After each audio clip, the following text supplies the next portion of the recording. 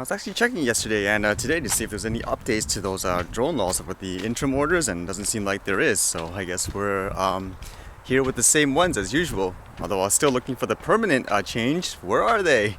I guess everyone's as eager as I am to see what they propose. Hopefully they're not ridiculous. Although for news, there were so many drone warnings for whatever reason I found today.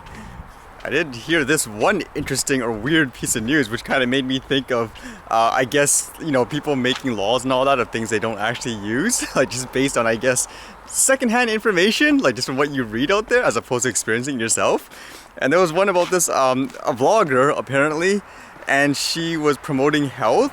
And so what she wanted to do apparently is a trend to eat, I guess, raw aloe vera or something like that. So I guess as an advocate or something like that, she decided to live stream it to eat it raw just to show people, hey, it's fantastic, it's healthy. But apparently she didn't know it was something like an Agave Americana plant. So apparently like in the live stream as she was eating it, she was like, not bad and everything like that. But then she noticed like it tastes quite bitter. And I think she started to get like, I think, numb and stuff like that in certain places. Like she cut the stream and had to go to the hospital. And according to the report, she was eating a Agave Americana plant, which I guess is poisonous. I would imagine in this case, she probably just looked at something like, hey, it looks like a aloe vera or whatever, so yeah, why not? Good idea, let's eat it. Kind of reminds me of like the drones where, like with the hysteria, everyone identifies almost everything in the air as a quote drone. So basically it's my hope, but anyways, like with this example, like when it comes to people making laws, it's not just like a snap judgment just based on, I don't know, just general hysteria or general information. Like I hope people really do their research when they come up with the laws and all that. Makes you think if it was that kind of snap or knee-jerk reaction when they came up with those interim laws before, huh? It's just, yeah, something's in the air, it must be a drone, yeah, whatever, just ban them. Or like kind of like in this case, hey, it's green, it looks like that, let's eat it. And with the drone warnings today, yeah, like for some reason there's been multiple articles and stuff like that. I mean, the first one here says RCMP warns public about flying drones at like a music festival, and it said they saw at least 2 drones flying around, like obviously in a big crowd and in the nighttime. So they're telling people to stop doing that because it's against like the law. And then the other one here was about the fires here in BC. They're basically warning people from flying their drones like within 9 kilometers of a natural disaster area, which was like something in the new order as well. Although this report was kind of funny because I actually looked through the video just to see if I could see like interviews about it, but they actually didn't even talk anything about that, like the drones. So for some reason it's just the title in the context of the article. These articles actually made me think of things like the topic of drone safety and the ability to manage like those specific people who do stuff like this, like just like with anything else like in life. Like it says here for the festival one, it says the concern is that the drone malfunctions or collides with another drone and falls into the crowd. Someone could be injured. With drone sightings on Saturday, they said they were spotted flying for about 5 minutes and were flying low. Like in those cases, it comes back to the point again, like I'm wondering why don't the authorities just have their own drones, like in many ways? Because if these are all consumer drones that people are using, and it says here hovering for 5 minutes, like you're telling me you can't just like throw your own drone up there and just follow it like that simply in a safe way? Like even I can do that like personally. Wouldn't that solve the need in many ways of the hysteria of the drones flying over you? I mean, people know that like police officers, they have their own drones to go after whoever's the crazy people flying in ways that are dangerous. Then I would assume most people would stop in that way, as opposed to making things that are broad that bans everyone that does it responsibly. The one with the wildfire too, like if you look at the image, holy cow, look at the map, like where it shows all the fires are at the moment. But the other quote that interests me, it says, to protect air crews in that incident, like they're talking about like a past one, 8 helicopters and an air tanker were pulled from service because of the disruption from the drones. I'm thinking, 8 vehicles because of one little drone? Like again, isn't there like some kind of authority figure where you just fly your own drone in some ways and just go after whoever it is? Like 8 people coming down like that? I'm just imagining, do people actually go down if there was like a, I don't know, like an eagle or a hawk that goes by? I don't think they would react in this way. For me, when I read stuff like this, it's not to say like, for example, those people that are flying the drones are in the right, of course. Like obviously, like if you're flying like a nighttime around crowded people, I mean, have the precautions. it just makes me think in terms of when it comes to the law proposal, and since like before when it first came out, there seemed like there was no public consultation about this. It was just, here it is, like take it or leave it, and basically the only consultation was with commercial flyers. Like I would imagine in these cases, again, like to me, if a police force or some kind of emergency responders, they had their own drones or whatever to deal with stuff like that, then I think it wouldn't be that big of a deal. Honestly, it would be like anything else. If people knew that there was a cop with their own drone in the area and you can get busted, they probably wouldn't do it. Because again, I would imagine it's only like a select small people that do stuff like that, like say fly into an airport for some dumb reason. And I'd rather have the communication. Like if that's the case, like we're just like here in Canada, like the police force, they just don't have the training and stuff or the resource to fly a drone and all that. I mean, just say it. In my opinion, that's better for the communication when it comes to like making like regulations and all that. Because sometimes there can be a legitimate use for the drones, even in these like situations. I can imagine, like actually with the wildfires, I've been reading like with some people, they've been saying like, hi, is my family member okay? Like what's going on? And there's actually no emergency responders in that area. Now with this 9-kilometer like restriction or whatever, like let's say I'm doing it and there's no emergency responder like within my area, but there's a natural disaster here right now. Like you're telling me I can't fly the drone just to see like, hey, is there anyone here? Are they safe? No helicopters or anyone at that period. Just the fact that there's a natural disaster. Like shouldn't that make sense? I should be able to use like my drone. Like I'm doing it in a safe way. I'm trying to help people like that. Like you have to consider too, in my opinion. I mean, to me, it's almost no different from the flooding and stuff before, where people with the drones they're faster than everybody, like the media and all that. And even now, like when I'm looking at the fire, I'm actually looking more at social media feeds, people with their Instagram videos and stuff showing all the fires, like how bad it is. And even media people are using their footage. So yeah, in my opinion, there has to be some kind of balance. And if the authorities just don't have the ability to deal with it, then yeah, just say so. It's a lot better than just like fear-mongering people, in my opinion, like when it comes to the lawmaking. With that example of that lady eating what she thought was an aloe vera, like I would assume like that's an isolated incident for the most part, but to make a law afterwards of saying you can't eat anything out in the wild, whether it be like a blackberry or whatever, would be a little silly in my opinion.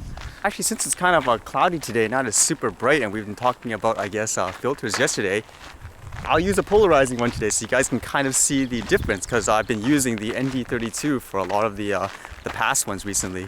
So you guys can see like how different it is in terms of, I guess, the greens and the blues. To answer the question about the filters before, I did this test before, but yeah, there's no issue with startups if you use stuff like this, like the cinnamon one, just to show.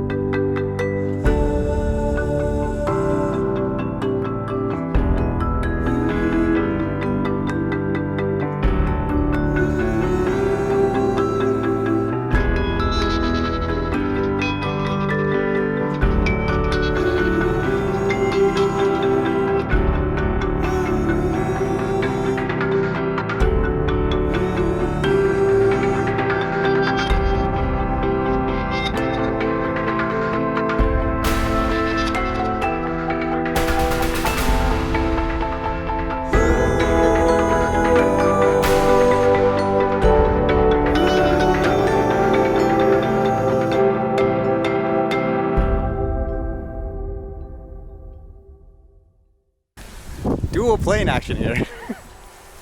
Okay, I see you.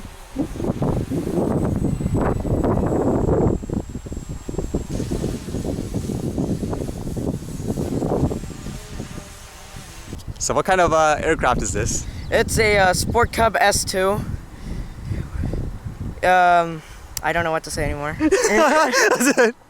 Yeah, it's kind of interesting. Just trying to capture it with the drone and all. I guess you can see the different types of, I guess, flying methods. This thing goes way faster. You can do actual like stunts and all. So hopefully we're capturing it like in the actual footage. It's not 3D or anything. It's just a regular trainer, but it can do like your basic aileron rolls, barrel rolls. You might be able to do a knife edge. I don't know though. You think is this your first time actually flying with the drone? Yeah, probably, yeah. Nice. Probably. What people usually do is cut a hole in the windshield. Oh, really? They cut a hole in the windshield and put the camera inside so it doesn't cause any drag. Okay, interesting. And you were saying your dad tried the simulator once and then that's it? Yeah. He flied miraculously by doing aileron rolls the entire time.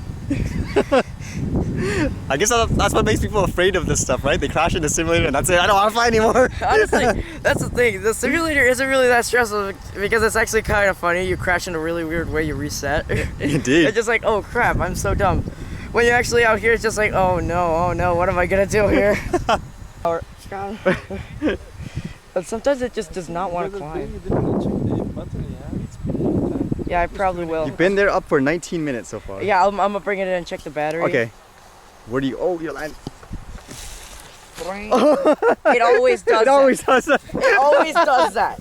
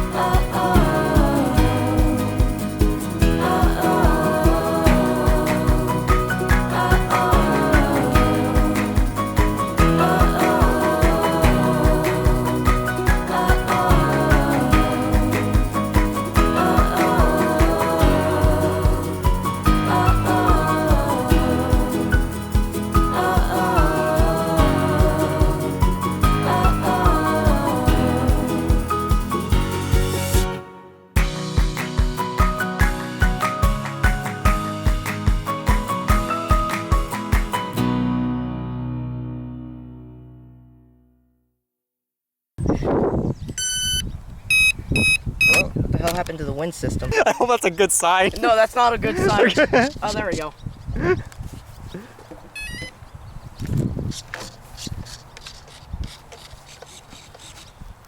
Oh yeah, it comes with flaps. Oh. Do you have to like calibrate it or anything when you start? Well, you have to calibrate the control horns. Okay. It hooks up the ailerons and elevator. Yeah. Because it kind of screws on. You gotta, basically what you have to do is put your trim in neutral and then adjust it manually. Yeah. But apart from that, it's all ready to fly. Yes. Okay. Apart from this, it doesn't come with that. Okay.